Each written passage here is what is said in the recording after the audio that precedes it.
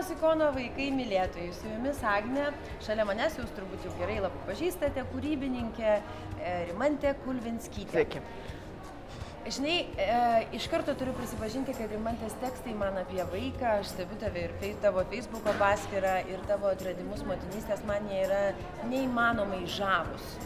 Kokie yra jūsų pirmieji metai? Labai spalvingi, labai trumpi.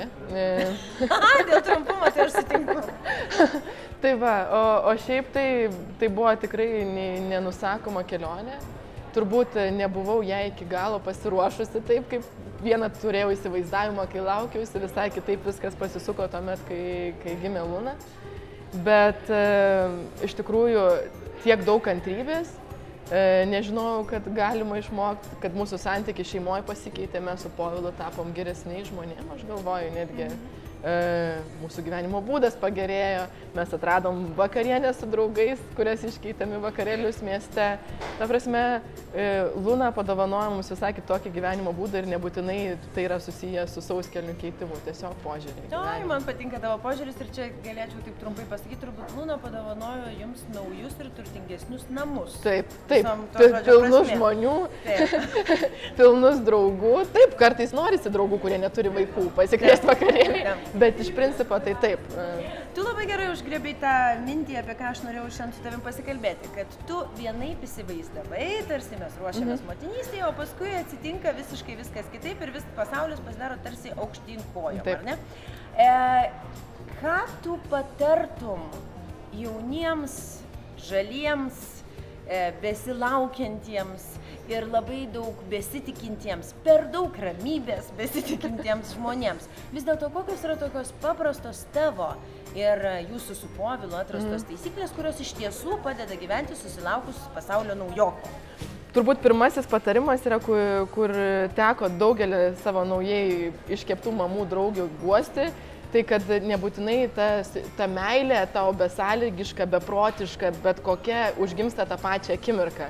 Iš pradžių aš įsivaizduoju, kad sunku patikėti, kad tas vaikas iš tavęs atsirado. Ir sakau, žinok, tai yra visiškai normalu, jūs kartu užsiaugina tą meilę vienas kitam ir tas pripratimas, tas mamos dvilypumas, kuris atsiranda. Va tas man buvo turbūt pačiai sudėtingiausia.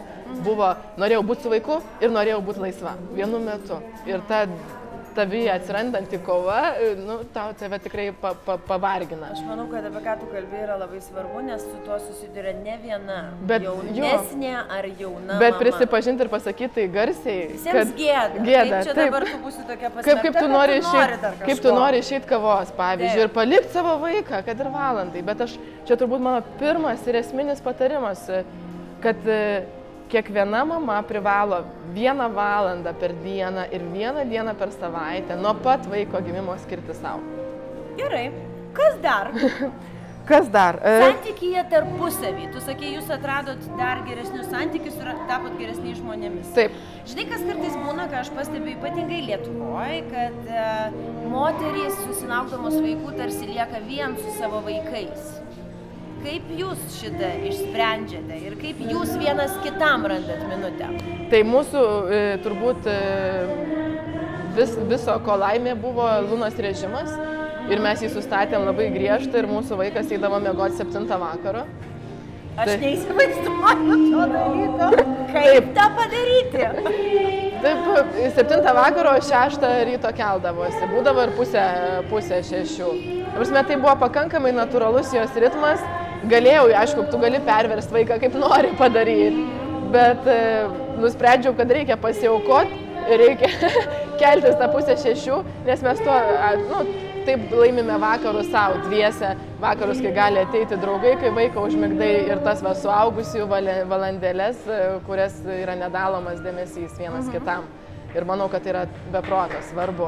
Tai režimas yra, manau, gerai ir tėvam, ir vaikam. Ačiū tau labai už pokalbį, tokį nuotaikingą, ir aš toliau seksiu tavo paskyrą ir džiaugsiuosi jumis ir Luna. Ačiū. Ačiū jums, kad žiūrėjote, su jumis buvo Rimantė Kulvinskytė ir Agnė Kulvinskytė arba Ikono vaikai.